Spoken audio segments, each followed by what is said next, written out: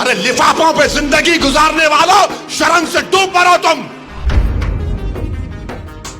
ارے تم کو قرآن کریم دیا نا ہاتھ میں، اللہ کا کلام تمہارے ہاتھ میں دیا، تم کو اس کا بھی لحاظ نہیں ہے، اور تم دعویٰ کرتے ہو قوم کا۔ بہت بول سکتا ہوں، یاد رکھو میری زبان کو لگام نہیں ہے، تمہارا گھر سے نکلنا محال کر دوں گا میں یہاں پہ۔ یاد رکھو تم لوگ جو کام کر رہے ہو نا، تم مہاراشٹرا کے مسلمانوں کو نہ صرف کمزور کر رہے ہو بلکہ تم ان کی آواز کا گلا گھونٹ رہے ہو۔ ارے تم الیکشن لڑو، ہم تمہاری تائید کرنے کو تیار۔ کب تک تم یہ سیاست کرو گے؟ کہاں وہ لوگ جو اورنگ آباد میں بولے تھے امتیاز جلیل کو ووٹ مت دو؟ اس سماجوادی پینڈیٹ کو ووٹ دو بولے تھے، ارے چہرہ دکھاؤ اورنگ آباد کے عوام کے سامنے تم۔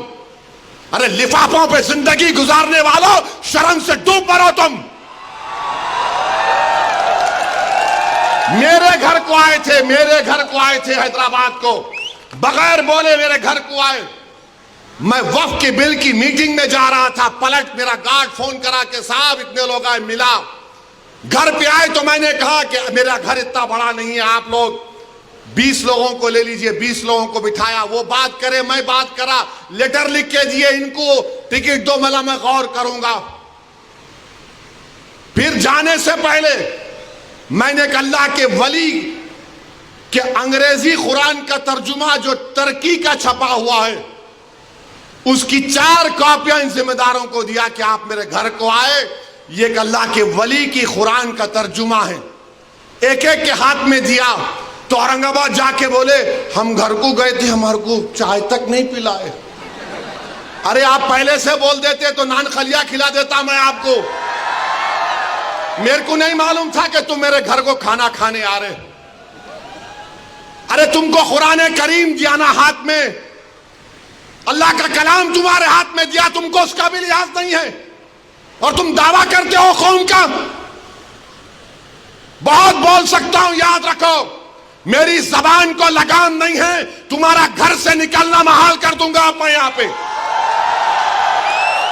میرے بھائی امام شافعی مفتی صاحب بیٹھے ہوئے، امام شافعی رحمت اللہ علیہ کا زمانہ ہے۔ ایک دولت مند نے کہا کہ اگر اللہ میرے کو بیٹی دے گا تو جب اس کی شادی کروں گا دین اور دنیا کی دولت اس کو دوں گا۔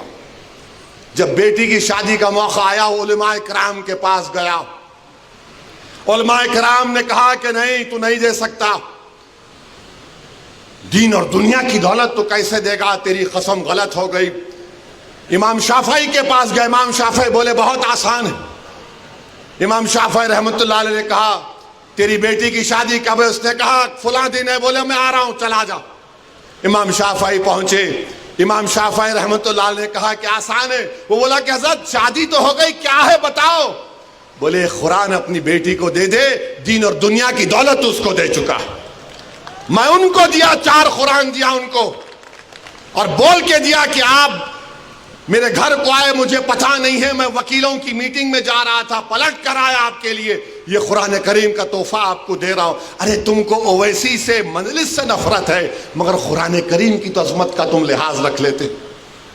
میں یہ بات الیکشن میں بول سکتا تھا مگر خاموش بیٹھے رہا، مگر آج مجبوراً بولنا پڑ رہا ہے۔ یاد رکھو تم لوگ جو کام کر رہے ہو نا، تم مہاراشٹرا کے مسلمانوں کو نہ صرف کمزور کر رہے ہو بلکہ تم ان کی آواز کا گلا گھونٹ رہے ہو۔ ارے تم الیکشن لڑو، ہم تمہاری تائید کرنے کو تیار۔ کب تک تم یہ سیاست کرو گے؟